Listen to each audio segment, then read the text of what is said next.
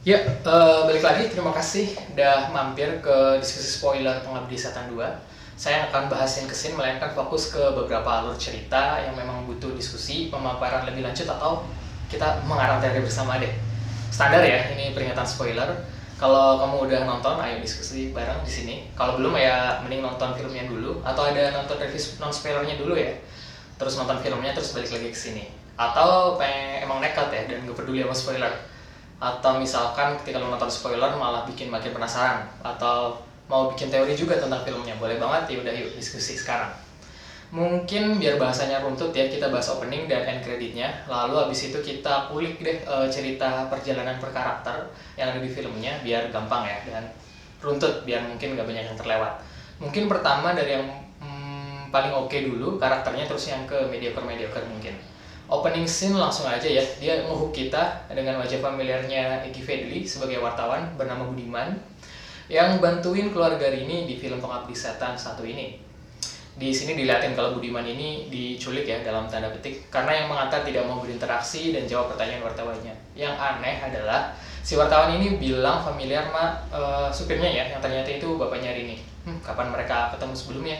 Who knows. Dari sini lanjut ke pertemuan Budiman dengan salah satu petinggi kepolisian yang nemuin kasus mayat sujud. Buset, mayatnya banyak banget lagi ya, pocong-pocong kayak gitu pada sujud. Ini asal usulnya konsep setan Pengabdi Setan kali ya. Di sini selain kita dikenalkan pada posisi estetik pocong sujud, kita juga dikenalkan ke sosok ibu. Raminon mungkin ya lebih tepatnya. Jadi ibu itu atau Raminon ini di film Pengabdi Setan 1 itu mungkin ada dua ya. Yang satu emang si ibu yang akhirnya meninggal kan, dan juga si Raminon yang emang niatnya mau mengambil si Ian ya, anak bungsu dari ibu itu kayak gitu. Jadi sosok Raminon ini adalah ada jauh sebelum set film Pengabdi Setan 1 yang berlatar belakang di tahun 1980-an. Ini dikonfirmasi dari kalimat polisi yang bilang kasus ini tidak perlu di blow up ke publik karena ada persiapan konferensi Asia Afrika di Bandung yang notabene berlangsung di tahun 1955. Sayangnya motif si jenderal dan progres Budiman ujungnya kentang. Nanti kita bakal bahas deh pas kita bahas si Budiman lebih lanjut. Hal yang gak kalah kentang di credit scene, dimana kita lihat dua Fahri Albar dan Asmara Abigail ya, atau kalau baca di sinopsisnya katanya namanya Batara dan Darmina, yang awalnya bakal jadi antagonis. Gue kira ya bakal jadi antagonis utama film ini, ternyata enggak dong. Mereka masih sosokan misterius, seperti di credit scene film Pengabdi Setan 1, terutama terkait peran mereka. Sebenarnya mereka itu perannya apa sih di nestapa nasib keluarga Rini dan yang lainnya gitu. Yang bikin menarik adalah mereka ini rasanya immortal ya, atau hidup kekal. Iya, dari gombalan hidup 1000 tahun lagi misalkan, atau bahkan yang banyak banget dibahas di Twitter ya, mungkin foto-fotonya kayak gitu. Dari perawakan, muka segala macam tidak berubah. Kalau dilihat dari unit rusun yang mereka tempati, sepertinya memang familiar dengan si Raminon ini ya, antagonis utama yang dibujuk oleh para setan-setan atau pocong sujud itu. Ini terlihat dari koleksi piringan hitamnya dan dokumentasi-dokumentasi foto seputar sekte ini. Tapi mungkin kita tunggu aja ya kemunculan mereka di Pengabdi Setan 3. Moga beneran jadi antagonis utama, atau mungkin ada spin-off-nya sendiri. Kalau gue pikir sih harusnya di Pengabdi Setan 3 itu ya mereka ya, karena mereka punya kaitan erat dengan Rini, Bondi, dan Tony dan keluarganya mungkin. Masih bahas credit scene itu, di foto terakhir yang kayak zoom in kayak ala-ala Shining gitu ya, mungkin homage kayak gitu ya. Saya juga ngeliat anak kecil yang mirip banget si Wisnu. Mungkin teman-teman yang lain ada yang nemu yang lain, boleh nanti diskusi lagi ya di kolom komentar bawah. Itu Wisnu kan ya, dengan potongan rambutnya sama kayak gitu, poni lempar. Kalau itu emang beneran Wisnu, ini bisa jadi bagian penting dan strategi sekte ini terkait Rini dan keluarga ya. Yang pertama itu dia ada kaitannya dengan Batara dan Darmina karena ada di foto. Yang kedua itu berhasil mengambil kepercayaannya si Rini terutama kan ya, karena ya keluarganya meninggal segala macam dan dia udah deket. Yang ketiga dia bisa baca isyarat spesial yang dipakai pengikut sekte. Tapi banyak yang terus kenapa sih nyelamatin bapaknya kayak gitu. Tapi pas nyelamatinnya pas bapaknya udah mati, jadi ya udah bapaknya. Apakah ini masalah timing aja, atau emang ada niatan memastikan minimal bapaknya udah mati dulu baru diselamatkan yang lain?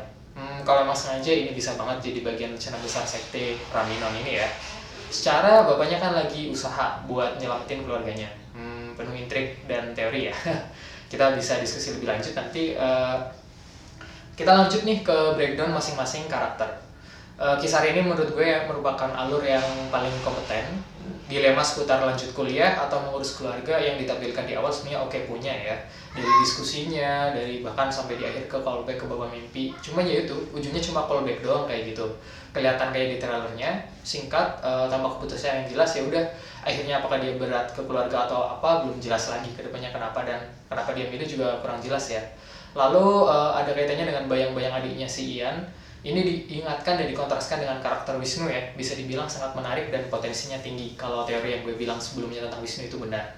Misalkan ternyata Wisnu ini anak biasa pun ya, nggak ada kaitannya dengan sekte, masih ada poin plus dari interaksi Rini dan Wisnu, di mana dinamika karakter adik kakak ini bisa dikontraskan terus dengan penyesalan Rini nih, yang udah gagal menyelamatkan Ian bahkan 2 kali ya, film pertama dan kedua sejauh ini. Lanjut ke karakter yang diperankan dengan baik dan alurnya juga mendukung banget sih ya, si Wisnu.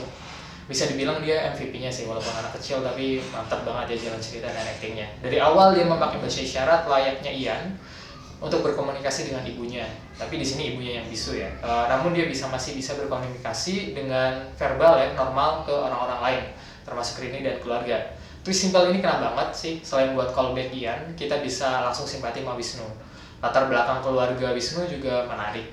Pertama adalah fakta bapaknya mungkin pengikut sekte ini yang dibuktikan dari koper yang sama ya dengan bapaknya Rini, serta buku bahasa isyarat spesial yang bikin Wisnu bisa berkomunikasi dengan Ian dan pengikut sekte lainnya. Lalu, sosok bapaknya yang disebut abusive dalam dialog singkat ya, exposition dalam kayak gitu, ternyata meninggal kebakaran dan menghantui, baik secara metafisik kalau itu beneran ada sebagai hantu gitu ya, atau secara psikologis ke Wisnunya. Parahnya lagi nih, penulisnya mutusin gimana kalau sekalian ibunya meninggal. Kan gembel banget tuh, makin seru kan ya. Kacau. Sayangnya kurang realistis sih, dimana anak umur segitu mungkin bakal nangis kejar seminggu mungkin ya kalau ditinggal ibunya. Tapi Wisnu kayak tabah banget gitu, kayak udah dewasa banget. Dan bahkan menyaksikan kematian ibunya dan gak bisa ngapa-ngapain kayak gitu. Survival guilt itu nyata cuy, dan ditinggal orang yang tua pasti sedihnya bukan main.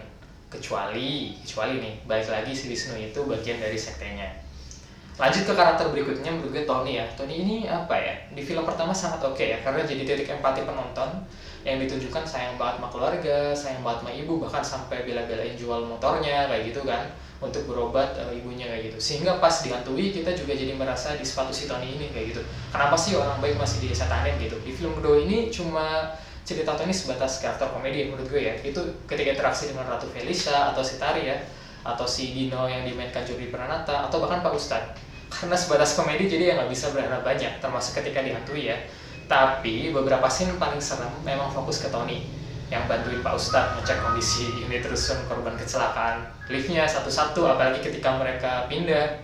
Misalkan gue nih disuruh pilih center apa korek api buat ngecek mayatnya sendirian ya gue nggak milih untuk bantuin Pak Ustadz sih. Pak Ustadz silakan lanjut aja sendiri gitu. Alur cerita Budiman juga membagongkan ya, esensi one take dia jalan ke kantornya itu apa? Dia nemuin kotak wasiat temennya yang polisi itu apa? Ini kayak exposition drop ya, drop cerita yang kurang berfaedah. Teknik one take itu biasanya biar kita relate ke personal orangnya kayak gitu ya, karena lebih immersive cara pengambilan gambarnya. Tapi ini cuma jalan kaki, nggak ada intriknya atau minim interaksi juga ya dengan karakter-karakter yang ada di sini. Terus faedahnya apa? Apa gambar kuda laut atau pengusir setan itu apa? Bakal lebih baik nih kalau si Budiman ini sebagai karakter lebih aktif menguak misteri ini sendiri. Jadi dia yang nemu gambar kuda laut, dia yang menemu alat pengusir setannya, ketimbang cuma infodam atau bahkan dikasih hadiah dari temannya yang udah meninggal kayak gitu. Karakter bapak ini sebenarnya menarik, dimana dia berusaha bikin perjanjian baru ya. Ini bapaknya si Rini dengan si iblis untuk nyelamatin anak-anaknya. Emang itu anak biologisnya mereka ya? Kayaknya di film pertama nggak ke situ deh arahnya. Tapi mungkin bapak ini udah terlanjur sayang sama anak-anaknya dan rela jadi si penembak misterius ya. Jadi di tahun 1980 itu banyak Petrus, jadi ini salah satu tokohnya. Sayangnya porsinya kurang besar di film ini. Mungkin bisa ditampilin dia negosiasi dengan Raminon, bikin serem kayak gitu kan ya. Dan beberapa aksi Petrusnya bakal bikin penonton lebih merasa kehilangan ketika dia dikonfrontasi sama keluarganya pas di lorong itu, atau pas disiksa dan anyway akhirnya meninggal gitu. Karakter lain yang rasanya one-nighted dan satu dimensi aja ya, dari si Dino yang rese dan ternyata anak mami ya, Pak Ustadz yang memberikan nasihat-nasihat yang gitu-gitu aja, lalu Tari yang ada trauma tapi kurang dieksplor lebih lanjut. Mereka bertiga mati tanpa ada dampak signifikan ke cerita atau tokoh utamanya. Apa kayak gitu perkembangan yang dikasih mereka. Benar-benar sayang sekali karena membuat film ini terasa seperti horror generik lainnya ya di ketiga tokoh itu. Untungnya ada satu capaian oke di sini, yaitu scene ganti alam yang dialami Tari ya. Pokoknya ketika Tari disiksa itu keren banget sih. Waktu tunggu bikin tensi yang lama, tapi benar-benar terbayar dengan adegan muncul hilangnya ya, pocong di kanan atau kiri, jadi kayak ganti dimensi gitu, kayak gerakan sholat, keren banget sih. Lalu teaser keadaan mati Tari juga pas dia ngedengerin radio udah ada ya, dan itu benar kejadian. Tapi mungkin akan lebih baik misalkan alur Tari ini lebih berpengaruh signifikan ke perkembangan ceritanya si Tony. Ian juga ditampilkan cuma sifat jahatnya aja ya, cuma manipulatif aja. Padahal bisa dibuat dilema nih ketika menghadapi keluarganya. Mungkin munculin sedikit baiknya sehingga ada perpecahan antara Rini dan Bondi, jadi makin lebih believable kayak gitu dan ada stake-nya di situ. Teknis filmnya gue udah bahas di review non spoiler. Kesimpulannya, walaupun ini adalah sequel yang baik untuk skenario film horor, namun kualitas penulisan yang mengecewakan membuatnya nggak bisa sejajar dengan status legenda seremnya Pengabdi Setan yang tahun 2017. Thank you udah nonton, sampai jumpa lagi.